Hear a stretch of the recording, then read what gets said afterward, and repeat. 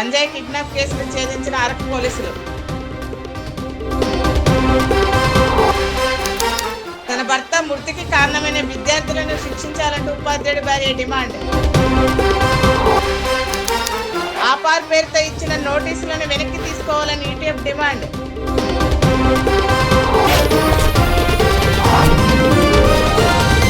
కడప జిల్లా ఎర్రగుంట్ల నగర పంచాయతీ పరిధిలోని 3వ వార్డు సుందరయ్య నగర్లో చిన్నపాటి వర్షానికి రోడ్లు బురదమయంగా మారాయి. ఈ తరుణంలో సుందరయ్య నగర్లోని బాధితుల ఆరోగ్యం బాగలేక 108కు ఫోన్ చేయగా 108 వాహనం సుందరయ్య నగర్ చేరుకోవడానికే చాలా ఇబ్బంది పడింది. దాదాపు బురదలో అర్ధగంట సేపు ఇరుక్కుపోయింది. స్థానికుల సహాయంతో ఇరుక్కుపోయిన వాహనాన్ని బయటకు తీసి అక్కడి నుంచి బాధితులను ఎక్కించి హాస్పిటల్కి పంపించారు.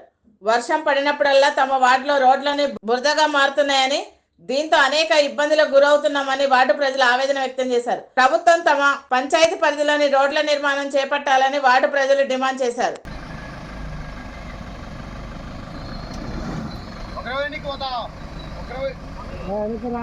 వెనక్కి రాదులే, అట్నే బొమ్మను ఇద్దరు ఒకసారి స్టార్ట్ చేయమని పోతా చూడు. ఇద్దరు ఒకసారి కొట్టు, నువ్వు కొట్టు, అది కొట్టుగా కొట్టు. నువ్వు వాళ్ళకి ఇవాళ దావలేకి రా.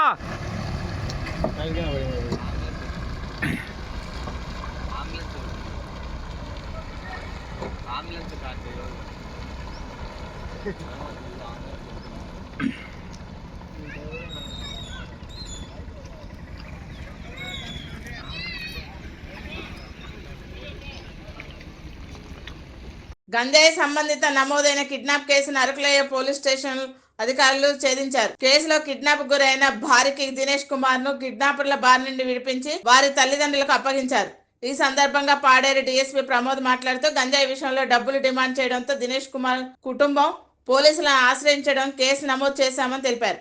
యువత గంజాయి అమ్మకం కొనుగోలు విషయంలో ప్రాణాలు కోల్పోయే అవకాశం ఉందని, గంజాయికి దూరంగా ఉండాలని చెప్పారు. ఎవరైనా అమ్మినా కొన్నా కఠిన చర్యలుంటాయని హెచ్చరించారు. ఈ ఫినాన్స్ యాక్సెప్ట్ చేయడం కూడా నేరం. సో వీళ్ళు ఈ ఫినాన్స్ యాక్సెప్ట్ చేసిన తర్వాత అదే రోజు అంటే నవంబర్ 22న రాత్రిలోపు వస్తామనేసి అనుకున్నారు. బట్ ఆ రోజు రాత్రి వరకు కూడా వీళ్ళు తిరిగి రాలేదు.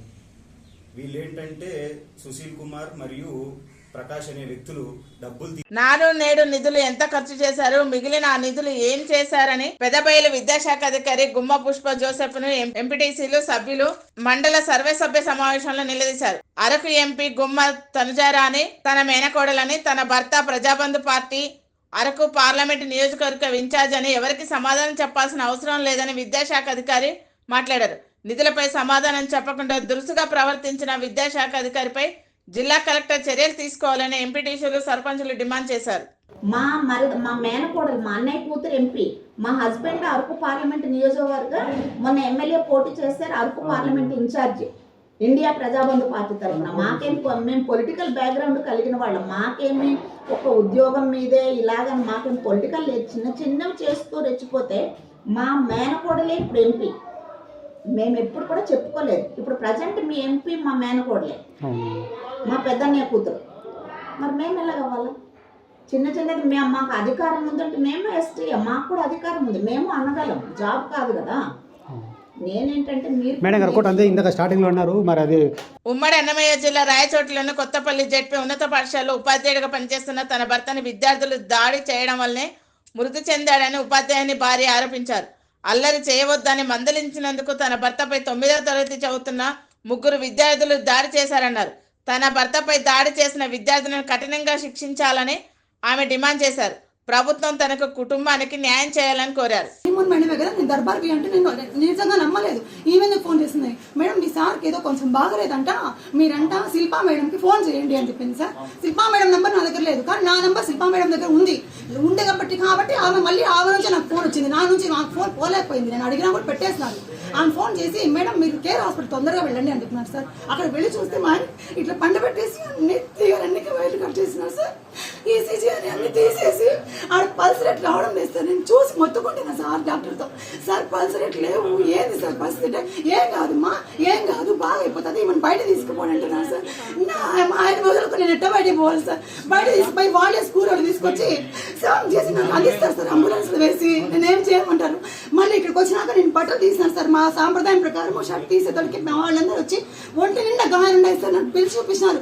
ఈమెమన్నా మచ్చలా, మీ ఆయనకి మచ్చలు ఉన్నాయని చూస్తే ఒంటి నిండా గాయాలు ఉన్నాయి సార్. మొత్తం ఒళ్ళంతా కమిలిపోయి ఉంది.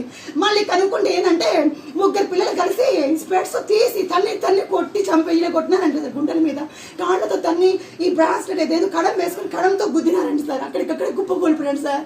వాళ్ళు అంటారు, హెచ్ఎం వాళ్ళు అంటారు, కాదు పిల్లలతో సంబంధం లేదు, ఆయనకి బాగలేదు, హార్ట్ అటాక్ సార్. మా ఆయనకు 42 సంవత్సరాలు, ఎటువంటి చెడు అలవాటు లేదు సార్. మేము 6 నెలలకు ఒకసారి మెడికల్ రిపోర్ట్స్ తీసుకుంటాం. ఎందుకంటే పిల్లల కోసం ఎన్నిసార్లు రిపోర్ట్స్ ఉన్నాయి మా దగ్గర, ఎన్ని సంవత్సరాలు 15 సంవత్సరాల రిపోర్ట్స్ ఉన్నాయి. ఒక్క రిపోర్ట్లు కూడా మా ఆయనకి బీపీ అని కానీ, షుగర్ అని కానీ, థైరాయిడ్ అని కానీ, బ్లడ్ కొలెస్ట్రాల్ అని ఒక్క చిన్న రిపోర్ట్ లేదు, రికార్డ్ లేదు సార్. అలాంటిది ఎవరిని కాపాడడానికి వాళ్ళందరూ హెచ్ఎంలు టీచర్లు అందరూ కలిసి మూకమ్మడిగా మా ఆయన మీద వేస్తారా సార్? ఇంతను వాళ్ళ మనుషులే సార్, వాళ్ళకి మానవత్వం ఉందా సార్?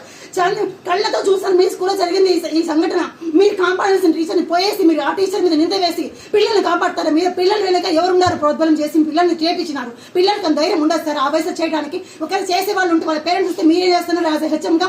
నాకన్నా చెప్పాలా భార్యగా, లేకపోతే మీరన్నా పోయి డివైఓ దగ్గర క్లియర్ చేయించాలా ఆ సంఘటనను? అలా ఏం చేయకుండా 4 రోజులు జరిగే సంఘటన దాచిపెట్టి మూసిపెట్టి ఈరోజు చంపించి నా చేతి సేవలు ఇస్తారు సార్. వాళ్ళు ఎలా సార్ నేను బతకాలా? నేను కనుక ఖచ్చితంగా నేను సూసైడ్ చేసుకున్నాను అనుకో, ఆ పిల్లలు వాళ్ళ నాకున్న అనుమాన సస్పెక్ట్స్ అందరి పేరు రాస్తారు, సూసైడ్ చేసుకున్నాను సార్. నాకు అవసరమే లేదు ఈ జీవితము. నేను ఆయన లేకుండా బతకాలి, నాకు ఎవరు లేరు, పిల్లలు లేదు, ఎవరు లేరు సార్. నేను ఆయన కోసం బతుకుతున్నాను. నాకు చంటి పిల్లలు చూసుకుంటాను సార్. నేను మా ఆయన నాకు ఎవరిని ఇష్టపడ్డు అలాంటి నా భర్తను కోల్పోయి నేను నరకం అనుభవిస్తున్నాను.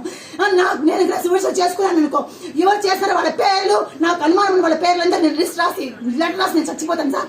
వాళ్ళకి న్యాయం జరుగుతుందో జరగదు నాకు సంబంధం లేదు, కానీ వాళ్ళే ఖచ్చితంగా ప్రోద్బలం. పిల్లలు ఎవరో ప్రోద్బలించి వెనకాల ఎవరున్నారో, ఎంత దూరం ఉన్నారో నాకు సంబంధం లేదు. అది ఎక్కడ వెనకాల ఉండొచ్చు, వాళ్ళు ఎక్కడ వాళ్ళ నాకు సంబంధించి వాళ్ళకి సంబంధించి నాకు అనుమానం ఉంది సార్. టీచర్లందరూ ఏం చేస్తున్నారు సార్? ఇంత కొట్టా ఉంటే తల్లి కొట్టి తొప్పుకొని పోతా ఉంటే ఇంత టీచర్ స్టాఫ్ ఏమైంది? పోనీ ఆ టైం అవుట్ ఆఫ్ టైం జరిగిందా? లేదు. 3:30, 3:15, 3 నుంచి 3:30 మధ్యలో జరిగింది సంఘటన. జరిగింది కాబట్టి వాళ్ళు 3:45 ఫోన్ చేసి అప్పటికి హాస్పిటల్ మీద డెడ్ బాడీ అయి ఉన్నాడు. అంటే ఎంత సంఘటన జరిగిన తర్వాత వాళ్ళు అక్కడ రావడానికి ఎంత టైం పడుతుంది సార్ పిలుచుకొని రావడానికి? సో 3 గంటలకు జరిగిందంటే ఎప్పుడు జరిగిందని అర్థము? ఇంటర్వెల్ తర్వాత పీరియడ్ జరిగిందని అర్థం. 7th పీరియడ్ ఏ టీచర్లంతా ఎక్కడ వెళ్తారు? మీరంతా కలిసే కదా. మా ఆయన నా భర్తను చూడలేక ఇట్లా చేసింది మీరు. ఏమంత కక్ష సాధింపు మీకు? ఏం చేసినాడు? మీకు ఏం తక్కువ? రెగ్యులర్ గా స్కూల్కి వస్తాడు, రెగ్యులర్ అదే స్కూల్లో ఉంటాడు, కానీ ఒక్కరు కాపాడలేదు నా భర్తని. ఇప్పటి వరకు చూడడానికి రాలేదు సార్. ఒక్కరన్నా హెచ్ఎం కానీ స్కూల్ స్టాఫ్ కానీ ఒక్కరు కానీ చూడడానికి రాలేదు నా భర్తని సార్. ప్రతిరోజు ఆయన్ని నా భర్త బండిలో పిలుచుకుపోతాడు సార్. కడప జిల్లా Proddatur Deepti junior college physics lecturer విచక్షణ రహితంగా కొట్టారని విద్యార్థి సంఘాలు, విద్యార్థుల తల్లిదండ్రుల ఆందోళన చేపట్టారు. విద్యార్థుల గాయాలకు పెయిన్ కిల్లర్ స్ప్రే కొట్టి ఇంటికి పంపించారని ఆవేదన వ్యక్తం చేశారు. కాలేజీ యాజమాన్యంపై చర్యలు తీసుకోవాలని వారు డిమాండ్ చేశారు. వాళ్ళకి చీక్స్ చూడండి, చూసిన తర్వాత మీరు మాతో మాట్లాడండి, మాకు ఏం జరిగిందో మాకు చెప్పండి. మళ్ళీ మేము ఇదంతా మాట్లాడడానికి వెళ్ళింటే కాలేజ్లో మీరు ఎవరంటే మీకు తెలీదా? మేము స్కూల్లో మా పిల్లలు చదువుతున్నది కదా, మేము వచ్చేది ఊరోళ్ళంతా వచ్చారా మీ కాలేజ్కి? ఊరోళ్ళంతా వస్తారా కాలేజ్కి? ఏమన్నా వచ్చిందా? ఎవరో స్టాఫ్ అంట, మీరు వచ్చినారు, వస్తే బయటకు పోయినంట. అవును, మా తమ్ముడి దగ్గర తప్పు లేదు కాబట్టి మేము గట్టిగా మాట్లాడతాం. మీ దగ్గర తప్పు ఉంది కాబట్టి సైలెంట్ గుంటూ అంటున్నారు. ఎందుకున్నారా? మేము సైలెంట్ అదే చూడండి. ఇద్దరు పిల్లలకు కొట్టారు, అదే ఇంకొక పిల్లల్ని కొట్టారు. ఒకవేళ మా తమ్ముడు కోఎడ్యుకేషన్ కాబట్టి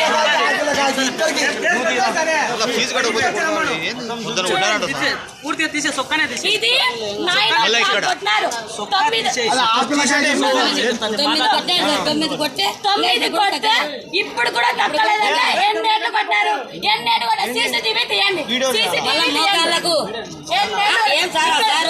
ఇప్పుడు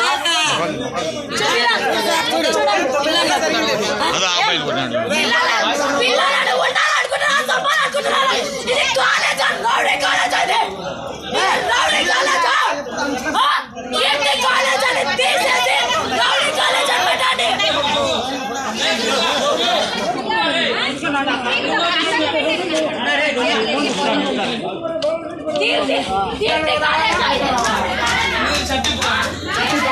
అంబేద్కర్ కోనసీమ జిల్లా అమలాపురంలో టీచర్స్ ఎమ్మెల్సీ ఎన్నికలు ప్రశాంతంగా జరుగుతున్నాయి.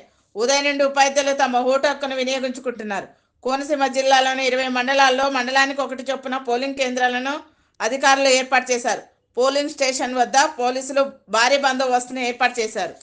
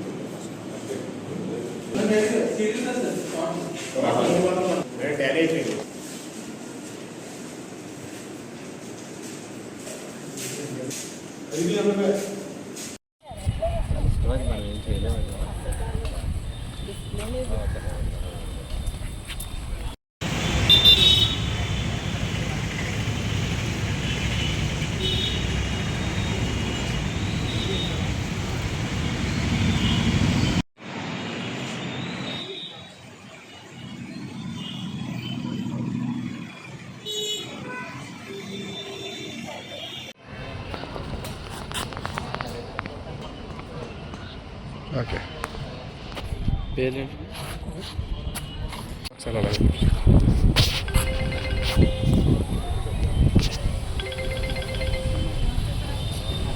కొంచెం ఎదురు పెట్టండి.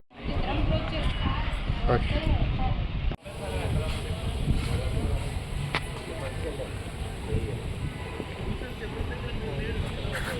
ఓకే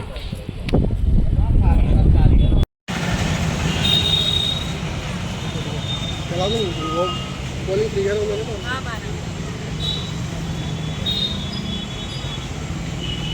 మాట్లాడిస్తావా? 352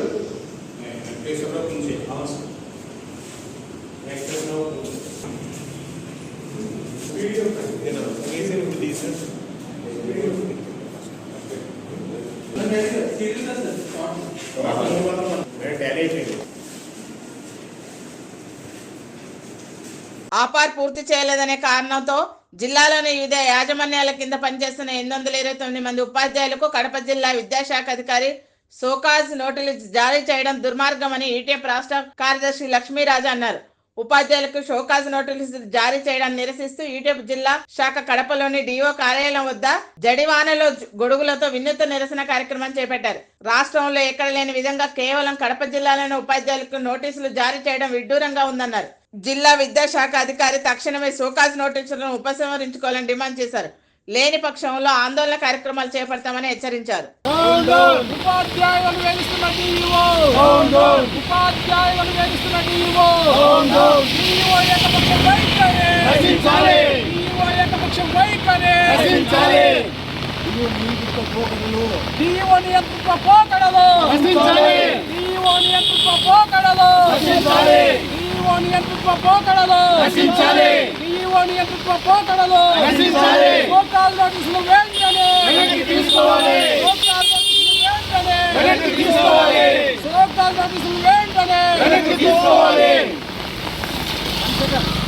అదే అన్న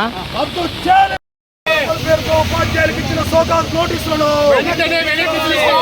జాప్యం పేరుతో ఉపాధ్యాయులకు ఇచ్చిన షోకాజ్ నోటీసులను ఉపాధ్యాయులపై వేధింపులు ఉపాధ్యాయులపై వేధింపులు ఉపాధ్యాయులపై వేధింపులు ఏకపక్ష ధోరణి ఏకపక్ష ధోరణి ఏకపక్ష ధోరణి ఏకపక్ష ధోరణి ఉపాధ్యాయులపై వేధింపులు ఉపాధ్యాయులకు అనవసరంగా షోకాజ్ నోటీసుల డిఓపై చర్యలు ఉపాధ్యాయులకు అకారణంగా షోకాజ్ నోటీసుల డిఓపై చర్యలు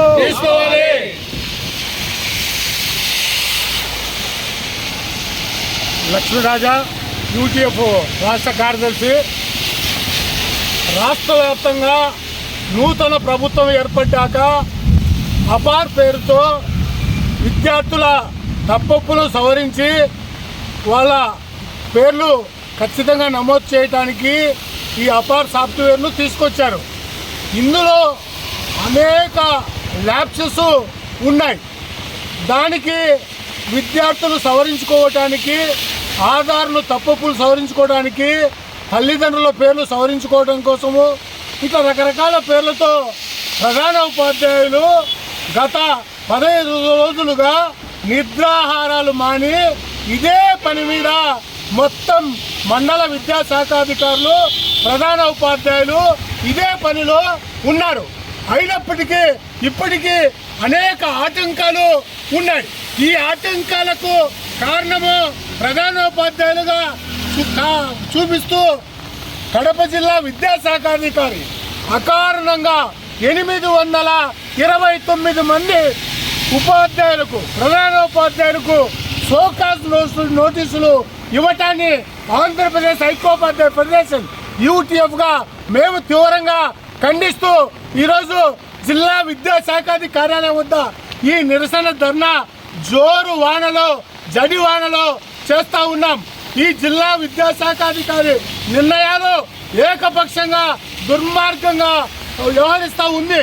అది అందుకు తార్కాణమే ఉపాధ్యాయులకు ప్రధాన ఉపాధ్యాయులకు 829 మందికి ఇచ్చిన నోటీసులు వెంటనే వెనక్కి తీసుకోవాలని, తీసుకోకపోతే ఆందోళన ఉధృతం చేస్తామని ఈ సందర్భంగా తెలియజేస్తా ఉన్నాం.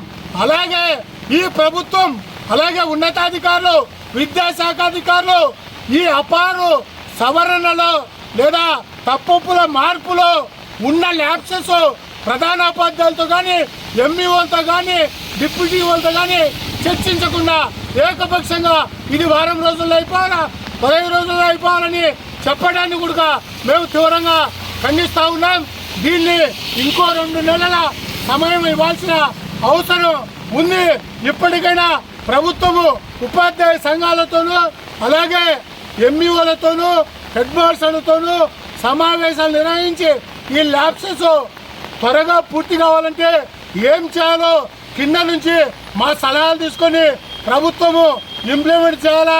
ప్రభుత్వానికి ఇలాంటి అధికారులు తప్పుడు సమాచారం, తప్పుడు నిర్ణయాలు అమలు చేస్తూ ఈరోజు 829 మందికి షోకాజులు నోటీసులు అకారణంగా ఇవ్వటం అంటే ఈ అధికారుల నియంతృత్వ ధోరణికి అర్థం పడుతుందని ఈ సందర్భంగా మేము తెలియజేస్తూ ఈ డిఓ గారు వెంటనే షోకాజ్ నోటీసులు వెనక్కి తీసుకోవాలని, లేని పక్షంలో ఆంధ్రప్రదేశ్ ఐక్యోపాధ్యాయ ఫెడరేషన్ యూటీఎఫ్గా ఉద్యమాన్ని ఉధృతం చేస్తామని ఈ సందర్భంగా తెలియజేస్తా ఉన్నాం. అలాగే ఈ విషయం పైన కమిషనర్ గారికి, ప్రిన్సిపల్ సెక్రటరీ గారికి, విద్యాశాఖ మంత్రి గారి దృష్టికి కూడా తీసుకుపోతాము.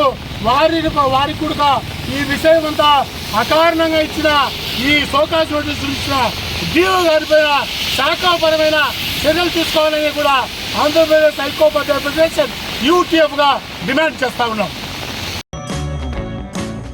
Please like, share and subscribe Sneha TV.